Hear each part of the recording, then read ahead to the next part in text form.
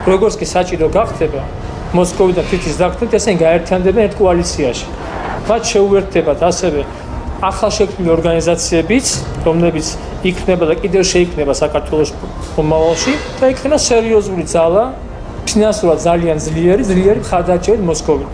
სააკაშვილის დროს ძალიან რთული იყო რუსეთთან დაფინანსების მიღება ანტიქართული ძალებისათვის, დღეს ესწრება თავისუფლად. მილიონობით დოლარი მოედინება ყოველთვიურად. ვის უგზავნიან კრემლიდან მილიონებს და როგორ ემზადებიან პრორუსული ძალები საქართველოში ჩასატარებელი საპარლამენტო არჩევნებისთვის. სანდრო ჭაჭია კონკრეტულ გვარებს ასახელებს და იმ დავალებებზე საუბრობს, რომლებიც კრემლმა თითოეულ მათგანს მისცა. მე ვიტყვი გვარებს, ვინც ხალხმა ასე ვთქვათ იცის, ყურმოყრული არ და ხშირად ეს მიხელ ხუბუტია, დაბალი ინტელექტის და გასაგებები განათლების არ ქონის გამო, მას ასე ვთქვათ კაშფანდური ხარი აქვს ჩაბაებული. მომღერლები ჩაყვანა, კულტურული ურთიერთობა, ამით ხალხის გულის მოგება და ასე შემდეგ. არის იგორ გიორგაძე, რომელიც სამწუხაროდ რატომღაც მისი გვარი ძალიან იშვიათად ჟღერდება დღეს ჩვენს მასმედიაში და ეს არნიშნავს იმას, რომ გიორგაძე გაქრა და არაფერს არ აკეთებს, მაგრამ გიორგაძეს ხარო აგრესიული არის. მას ავალია საჭიროების შემთხვევაში სპეცოპერაციების, ანუ საომარი მოქმედებებში საჭირო სპეცოპერაციების ჩატარების მოწყობა საქართველოს ტერიტორიაზე. მას ყავს ბევრი მხარდაჭერი, რომელიც საქართველოს ცხოვრობენ, მისი ყოფილი სპეცნაზის წევრები, რომელიც მან შექმნა რუსეთის უშიშროების მინისტრი და ბევრი მათგანი გადახვეწილია რუსეთში, რომელიც ადვილად დაბრუნდება, თუნდაც აფხაზეთის გავლითად. ინტელექტუალური მხარე ეს არის, რომელსაც კურირებს ჩემს და მართლა სამწუხაროდ ალექსანდრე ჭაჭია. გადის გაზეთ საქართველოს და მსოფლიო, რომელიც გამოიცემა მის მიერ. გამოდის ზუგდიდში გაზეთი ილორი, არსებობს სახალხო მოძრაობა სამეგრელო, ალექსანდრე ჭაჭია მისი პრეზიდენტის გახლავთ. ფინანსდება ძალიან ბევრი საქართველოს არსებული ორგანიზაციები. ნანა დევდარიანი, კაკო ასათიანი და ასე შემდეგ, ძალიან ბევრი არის ადამიანები. კარგად მოუხია, კარგი მანევრია. ამ ადამიანმა თავისი დიდძალი კაპიტალი დაახო 7-8 მილიარდი, ხო? გააკეთეს რუსეთში. არ არსებობს რუსეთში ადამიანი, რომელსაც გააკეთებინოს ასეთი თანხები და რომელიც არ ყოფილიყოს მაგალითად სპეცსამსახურებთან კავშირში და მათი კონტროლის ქვეშ გამორიცხული. მით უმეტეს, როდესაც ადამიანს აძლევენ საშუალებას, რომ მილიარდები რუსეთთან გაიტანოს და ამას კვეთავს პუტინი მარტო, ვის მისცეს საშუალება გატანის და ვის არა. ეს უკვე მეორე არგუმენტია იმისა, რომ ბიძინა ივანიშვილი ძალიან მჭიდროდ კონტაქტობს რუსულ სპეცსამსახურებთან, ხო, ბატონ ვლადიმერ პუტინთან. რუსეთში მოღვაწე ბიზნესმენი ალექსანდრე ჭაჭია საქართველოში აფინანსებს პრორუსულ პრესას, ვებ-პორტალებს, ტროლებს, ბოტებს, რომლებიც ჩვენს მოსახლეობას ანტიდასავლური დეზინფორმაციით ყვებავს და თავს ესხმის ჩვენი საზოგადოების პროგრესულ ნაწილს. შესაბამისად, კრემლი დემოკრატიის შუქურად ჩვენს უდიდეს მეგობრად, ერთადერთ ხსნად გამოხავს. ამ ფონზე არაა გასაკვირი, რომ ალექსანდრე ჭაჭია პირადად ვლადიმერ პუტინს ყავს დაჯილდოებული ქართულ-რუსული ურთიერთობების გამყარებაში შეტანილი დიდი წვლილისთვის. ამ დროს ჭაჭია არაერთხელ მოხვდა საერთაშორისო გამჭვირვალობის ანგარიშში, როგორც საქართველოში ანტისახელმწიფოებრივი მოძრაობის დამფინანსებელი ბიზნესმენი. მე ვაღიარებ ეს კაცი სამშობლოს მოღალატე და პირველში შვილმა უნდა თქვას ეს და ახლობლმა რომ თუ შენ იცოდი შენი ოჯახის წევრი ქვეყანას ღალატობს, ქვეყნის მტერია, ყოველდღიურად ქვეყანას ებრძვის და დღესაც მე გმობ ამას და მინდა ყველას მოუწოდო რომ ყველამ დაგმოს ყველა ადამიანის არასწორი ქმედება, მით უმეტეს თუ ქვეყნის ღალატს ეხება, ვინცა უნდა იყოს, მამა იქნება, დედა იქნება, და თუ ძმა. სანდრო ჭაჭია მამას ალექსანდრე ჭაჭია სამხელს და საჯაროდ მოუწოდებს საქართველოს ხელისუფლებას, რომ მას აეკრძალოს საქართველოში საქმიანობა. ყველაფერს თავის სახელი უნდა დაერქვას. იმიტომ რომ ჩვენი სიჩუმით ამ სამშობლოს ღალატს და ქვეყნის წინააღმდეგ ბრძოლას ვუერთდებით. როდესაც ჩვენ ხმას არ ვიღებთ, ამის წინააღმდეგ რითაც შეგვიძლია არ ვიბრძვით, ხო? ალექსანდრე ჭაჭია რუსეთში მოღვაწე ქართველი ბიზნესმენია, პროფესიით პოლიტოლოგი. ისწლებია ვლადიმერ პუტინთან დაახლოებული პირია და მისგან ღირსების ორდენითაც დაჯილდოვდა. ჭაჭია დიმიტრი მედვედევმაც დააჯილდოვა ჯერ კიდევ 2008 წლის ომის შემდეგ. საქართველოში რუსული ინტერესების გატარებისთვის, რაც სხვადასხვა გამოცემებისა თუ ფორუმების დაფინანსებაში გამოიხატა. 2013 წლამდე სახელმწიფო შეიცვალა საქართველოში ვერ ჩამოდიოდა. ადამიანი, რომელიც აცხადებს, რომ 9 აპრილს ქართველები რუსებს არ დაუხოცავდა, რომ ყველა დაიხოცა ჭკვეთვაში. ხო? რომ 2008 წლის ომი დაიწყო რა თქმა უნდა საქართველოს პუტინმა სწორი გააკეთა რომ შემოიყვანა ამას ყველა ინტერვიუში ამბობს და რომ ის მოუწოდებდა პუტინს რომ თბილისში შემოსულიყო რომელიც ფიქრობს რომ სამეგრელოში სავალდებულო უნდა იყოს მეგრულად სწავლა სკოლებში და არა ქართულად და რომელიც ფიქრობს რომ სამეგრელო უნდა იყოს აფხაზეთთან ერთად გაერთიანებული და შევიდეს რუსეთის შემადგენლობაში თუ ვერ მოხდა მთელი საქართველოს იქ შესვლა ეს არის სამშობლოს ღალატი. ვინ არის ალექსანდრე ჭაჭია? მას სამეგრელოში დაარსებული აქვს ადგილობრივი არასამთავრობო ორგანიზაცია სამეგრელო და გაზეთი ილორი. საქართველოს მასშტაბით კი გამოსცემს საქართველოს და მსოფლიოს. ასევე ინტერნეტ გამოცემაც მას ეკუთვნის GeoWorld.j, რომელიც ასევე აქტიური, პრორუსული და ანტიდასავლური განწყობებით ხასიათდება. ვლადიმერ პუტინმა სპეციალური ორდენით დააჯილდოვა რუს და ქართულ ხალხს შორის მეგობრობაში შეტანილი წვლილისთვის და თუ ნახავთ მისი დაჯილდოების ბრძანებას, იქ პირდაპირ ფიგურირებს გამოცემები ილორი, საქართველო და მსოფლიო და ასე შემდეგ. ჩვენ წლებია ვაკვირდებით ამ გამოცემას და აგვხვდებით როგორც ევროატლანტიკური ინტეგრაციის წინააღმდეგ მიმართულ გზავნილებს, ასევე პირდაპირ რუსეთთან საგარეო პოლიტიკური კურსის გადახედვის მოწოდებებს და რაც მთავარია იდენტობასთან დაკავშირებულ საკითხებში, აი კონცეფციის იდეოლოგია ჭაჭია სწორედ აი ამ რუსული დეზინფორმაციის, რომელიც საქართველოს მოქალაქეების მგრძნობელობის გაზდას ისახავს მიზნად რელიგიასთან დაკავშირებულ საკითხებზე. ჭაჭია წლებია ანტიქართულ პროპაგანდას ეწევა. მას 2008 წლის ომის შემდეგ საქართველოში ჩამოსვლა აეგრძალა, თუმცა 2013 წლიდან საქართველოში ჩამოსვლას ის კვლავაც დაუბრკოლებლად ახერხებს. მისი საქმიანობა ძირითადად რუსული იდეოლოგიის გავრცელებაა, რასაც ის საკუთარი მედია პლატფორმების მეშვეობით ახერხებს. ყველასგან საფრთხის შექმნა, რომ მერე რუსეთში ვეძებოთ ხსნა. და ამ იდეოლოგიას ატარებს სწორედ როგორც ჭაჭიას გამოცემა, ასევე სხვა პლატფორმები და გამიზნულია იმაზე, რომ თავარი პრობლემიდან, რომელიც რუსეთია, უსაფრთხოების პრობლემის კუთხით, დღეს საქართველოში რუსეთის ტანკები დგანან და რუსეთია საქართველოს პრობლემა, ისრების გადატანა მოხდეს ან ისტორიაზე, ან წარსულზე, ან იდენტობის საკითხებზე და ასე შემდეგ. საინფორმაციო მხარე, ანუ იდეოლოგიური ნაწილი, ამ საქმეში ყველაზე მნიშვნელოვანი ბერკეტია და ის სამი ძირითადი თეზისის გარშემო ფორმირდება. პირველი, საზოგადოებაში ფესვი უნდა გაიდგას აზრმა, რომ ევროპა რყმის ტრადიციებს.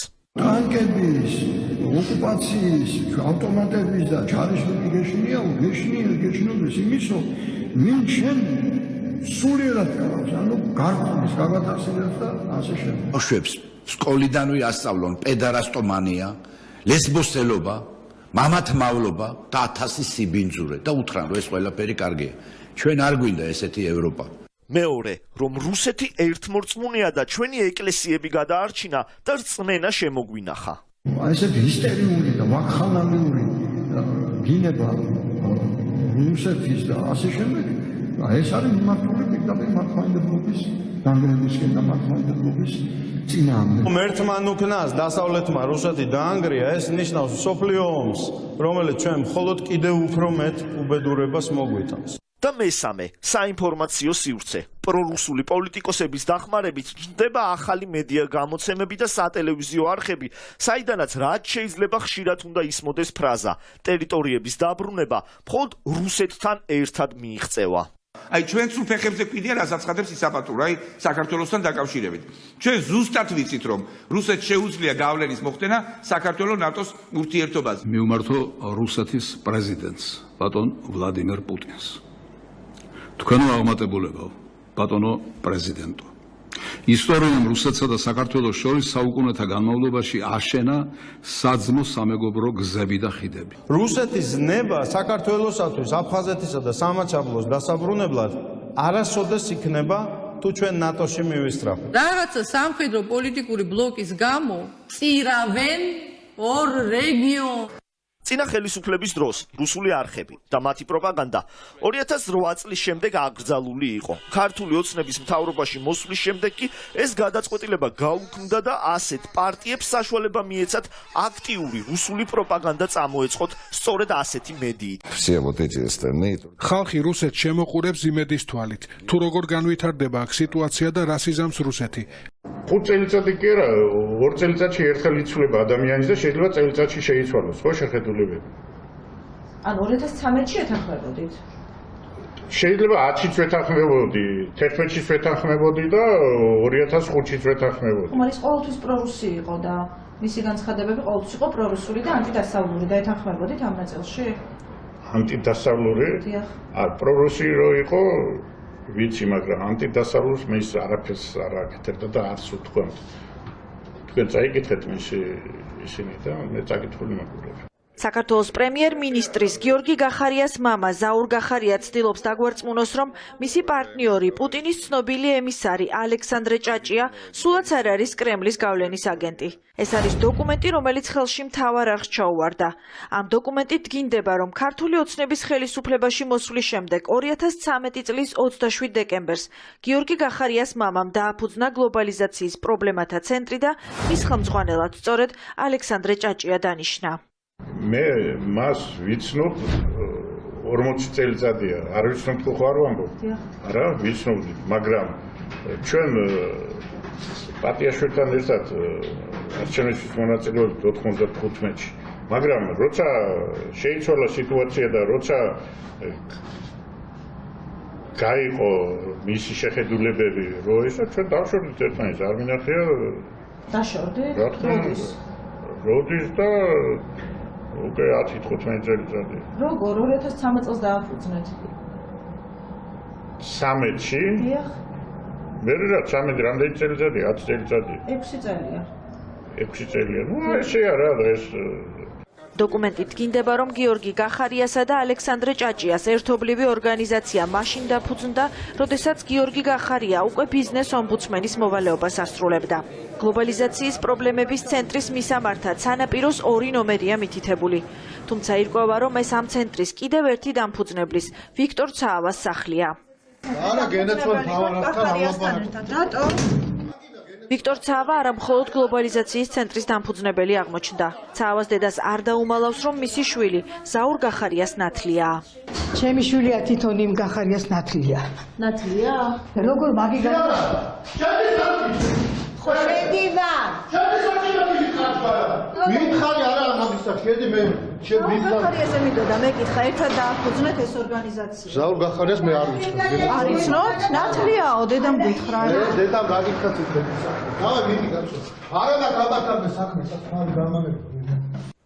რა საერთო აქვს გახარიას ოჯახს რუსეთის ხელისუფლების ინტერესების გამტარებლებთან. პრემიერის მამა ამბობს, რომ მისი დაფუძნებული გლობალიზაციის ცენტრი მხოლოდ ფურცელზე არსებობდა და არ უმუშავია. გიორგიმ არ იცის ეს, იმიტომ რომ ჩვენ მე ამ ორგანიზაციას საერთოდ არ გავუკეთებია არაფერი. ტრადიციობილი რო ითქვა, დარეგისტრირდა და როგორც მასოს. საპირისპიროზე მეტყველებს კვლევა, რომელიც გახარიას მამის და პუტინის ცნობილი ლობისტის ალექსანდრე ჭაჭიას ერთობლივი ორგანიზაციის შესახებ ინფორმაციის თავისუფლების ინსტიტუტმა მოამზადა. ამ ანგარიში დგინდება, რომ გლობალიზაციის ცენტრი მუშაობდა, შეხვედრებს მართავდა და სტუმრად პრორუსული განცხადებებით ცნობილ ვალერი კვარაცხელიასა და ნანა დევდარიანსაც ეპატიჟებოდა. IDF-ის დასკვნაში პრემიერის მამა კიდევ ერთი ფაქტორის გამო მოხვდა. ზაურ გახარიას სახალხო მოძრაობა სამეგრელოს წევრიცაა. ეს სეპარატისტული მოძრაობაც საქართველოში ალექსანდრე ჭაჭიამ დააფუძნა. ეს ნიშნავს ერთადერთ რამეს, რომ ამ ქვეყანაში ბიძინა ივანიშვილი ამ ქვეყანაზე არაფორმალური მმართველი და ფორმალური მმართველიც დაკავებულები არიან ორი რამით, რომ პირველი რომ იშოვონ რაც შეიძლება დიდი ფული ამ გაჭირვებული გაუბედურებული ხალხის ხარჯზე და მეორე რომ მათ დაგვაბრუნონ რუსულ ორბიტაზე, დაგვაბრუნონ პირდაპირ პუტინის გავლენის ქვეშ. Нами гость, грузинский политолог. ალექსანდრე ჭაჭია დღემდე რუსული სამთავრობო მედიის სასურველი სტუმარია, როდესაც თემა საქართველოს ეხება. ბოლოს ის 20 ივნისის მოვლენებს აფასებდა და რუს მაყურებელს არწმუნებდა, რომ ხალხი, ვინც თბილისის ქუჩებში შინაგან საქმეთა მინისტრის გადადგომას ითხოვს, შურისძიების წყურვილით შეპყრობილ მოქალაქეთა ჯგუფია, რომლებსაც სახელმწიფო გადატრიალების გეგმა ჩაუვარდათ.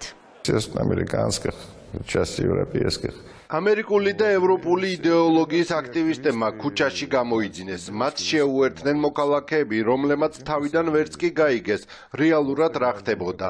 რომელი ოკუპანტი ან რა ოკუპანტი, ვინ სად დაჯდა ან რატომ დაჯდა.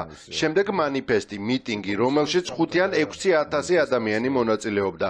ჭაჭია, რომელიც დაახლოებულია კრემლთან, კონკრეტულად პუტინთან და გიორგი გახარიას ოჯახი არიან ერთ პოლიტიკურ პლატფორმაზე, ისინი არიან თანამოაზრეები, ისინი არიან როგორც ბიზნესში, ასევე პოლიტიკურ და საზოგადოებრივ საქმიანობაში თანამოაზრეები და პარტნიორები.